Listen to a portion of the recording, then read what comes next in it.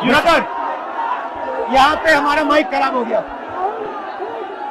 और public meeting करना मुश्किल है। जी बिल्कुल ठीक बात है। तो मैंने सोचा कि हम थोड़ा यूपी के बारे में बातचीत कर लें और आप अपना पर्सपेक्टिव हमें बताइए, हम आपको अपना पर्सपेक्टिव बताते हैं, थोड़ी डिस्कशन करते हैं। ठीक बात है, ठीक बात है। मैं समझता हूँ कि जब माइक खराब हो गया, हम दोनों बात करेंगे, वो रिकॉर्ड होकर के जाएगी तो लोग बेहतर और अच्छा समझेंगे और अच्छा रिजल्ट आएगा। और क्योंकि सोशल मीडिया से वेल कनेक्टेड है तो सब लोगों को जानकारी मिल जाएगी कि हम और आप क्या बोल रहे हैं। यूपी जो 80 सीटें दे रहा है, इसमें 79 सीटें समाजवादी पार्टी, कांग्रेस, इंडिया गठबंधन जीत रहा है।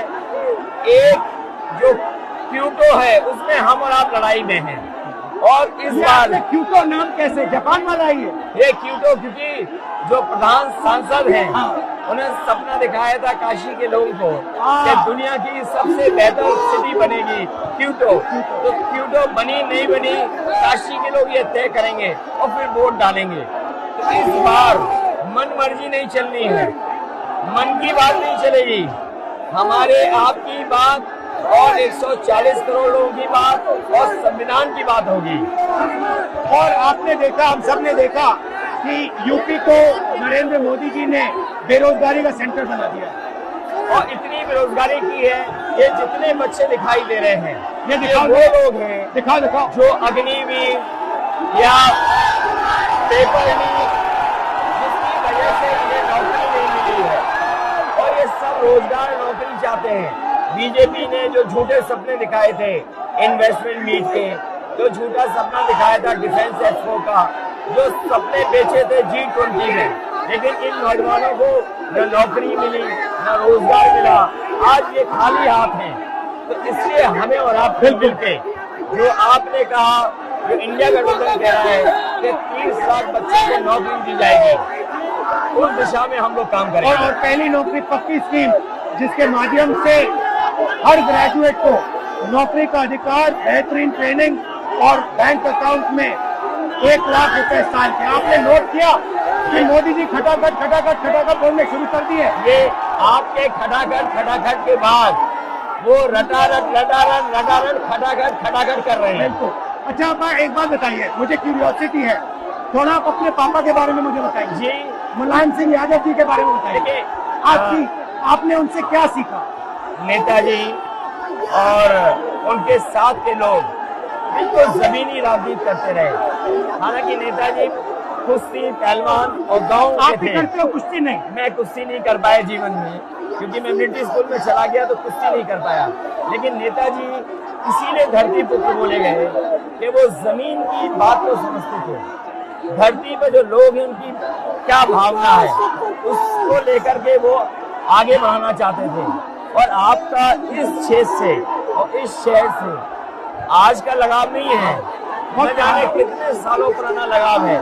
जो इमोशनल कनेक्ट आपका इस शहर और शहर से है, वो शायद और किसी राजनीतिक परिवार का नहीं होगा। तो नेताजी से उनका हार्डवर्क और अपने लक्ष्य के लिए लगातार काम करते रहना, जो गैर बराबरी की लड़ाई डॉक्टर राम मनोहर लोहिया यहीं लड़े थे। हालांकि हमारी आपकी विचारधारा की यहाँ टकराव रहा, लेकिन हमारे व्यक्तिगत या जो सिद्धांत में कभी समझौता नहीं हुआ। सिद्धांत को लेकर के हमने आपके साथ खड़े हुए और कई बार खड़े हुए, और आपकी भी पार्टी सिद्धांत से बहुत करीब रही समाजवादियों के। बट मुझे लगता है कि अब एक नई तरीके की पार्टनरशिप बन रही है, क्योंकि जो इस बार हमारा कोऑपरेशन है, शायद पहले ऐसा कोऑपरेशन नहीं हुआ। मतलब बिल्कुल सब जुड़ गए। सबसे अच्छा ये है कि जितना उन्होंने कहा 2 लड़कों की जोड़ी, उतना युवा आपसे, हमसे, इंडिया गठबंधन से और जुड़ गया। तो ये नेचुरल अलायंस है, और नेचुरल अलायंस इसलिए लोग महसूस कर रहे हैं कि वो चाहते हैं कि नौकरी और रोजगार मिले, नौकरी और रोजगार मिले। तो ये बड़ी भावना है कि हमसे आपसे ये यूथ कनेक्ट कर रहा है। सबसे बड़ी बात, महंगाई की चोट सबसे ज्यादा इन लड़कों को लगती है। हमारी थिंकिंग है और आपकी भी है कि ये जो 22-25 लोगों को नरेंद्र मोदी जी ने पूरा का पूरा धन पकड़ा है, उसको ठीक करने के लिए जो हमारे युवा हैं, माताएं बहनें हैं, उनको डायरेक्ट बैंक अकाउंट में पैसा देना। देखिए, ये जो लोगों के पास पैसा पहुंचने से जो अर्थव्यवस्था को लाभ मिलेगा, मैं समझता हूँ इनका भाग्य भी बनेगा और देश की अर्थव्यवस्था ही बेहतर होगी। ये जरूरी स्कीम है कि इनके अकाउंट में पैसा पहुंचे, जिससे थोड़ा बहुत जीवन स्तर इनका भी अच्छा हो। नरेंद्र मोदी जी डिबेट से क्यों डरते हैं? क्योंकि वो सच का सामना नहीं करना चाहते। पूरा उनका झूठ का गुब्बारा है। वो बीजेपी और बीजेपी के लोग मन मर्जी से चलते हैं, अपनी मर्जी से चलते हैं और उनको लगता है कि डिस्कशन की कोई जरूरत नहीं है, क्योंकि वो सब कुछ जानते हैं। डेमोक्रेसी में जितना डिस्कशन होगा, जितने विचार एक दूसरे को हम सुनेंगे और एक दूसरे पे भरोसा करेंगे, उतना हमारा लोकतंत्र मजबूत होगा। ये बीजेपी के लोगों ने न केवल हमारी जान को खतरा पैदा किया है, बल्कि लोकतंत्र को भी और संविधान को भी खतरा पैदा कर रहे हैं। और इसका नतीजा दिख रहा है कि चाइना हमारी जमीन के अंदर आ गया, ये बेरोजगारी बढ़ती जा रही है, जो प्रोडक्शन होता है वो नहीं हो रहा है, और पूरा का पूरा एक्सटॉर्शन, ईडी, सीबीआई, ये लोग मतलब एक्सटॉर्ट कर रहे हैं। कई बार सुनने को मिल रहा है और सरकार स्वीकार नहीं कर रही है, लद्दाख की हमारी सीमाएं सुरक्षित हो गई, और अरुणाचल के आसपास या सीमा जो चीन से छू रही है वो बहुत असुरक्षित है। तो चीन से जहां हमारा सीमाओं का खतरा है, वहीं चीन से हमारे बाजार को भी खतरा है। तो कहीं न कहीं हम लोगों को अपनी मैन्युफैक्चरिंग इकोनॉमी और मैन्युफैक्चरिंग इकोनॉमी को बढ़ावा देना पड़ेगा।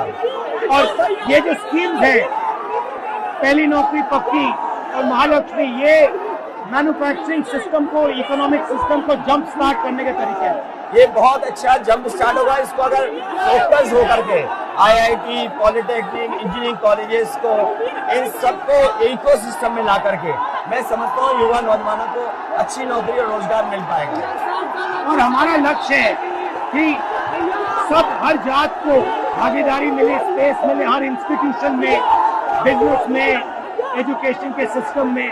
तो वो हमारा, हम दोनों का लक्ष्य है। बिल्कुल। और क्योंकि जो बात सभी दल कहते थे, आज इंडिया गठबंधन कांग्रेस भी कह रही है कि सामाजिक न्याय जरूरी है, जाति गणना जरूरी है। देश के लिए ये बड़ी चीज है। जो दुनिया में अमेरिका है, यूरोप है, अपने उन लोगों के लिए जो पीछे छूट जाते हैं, उनके लिए कुछ काम करते हैं। तो हमारा जो देश जाति के आधार पर पिछड़ा है, तो इसको आगे बढ़ाने के लिए ये बड़ी भूमिका होगी इस बार। बहुत अच्छा लगा, अच्छी बहुत अच्छा रहा, बहुत अच्छी मीटिंग है। मुझे लगता है कि ये यूनिक मीटिंग है क्या?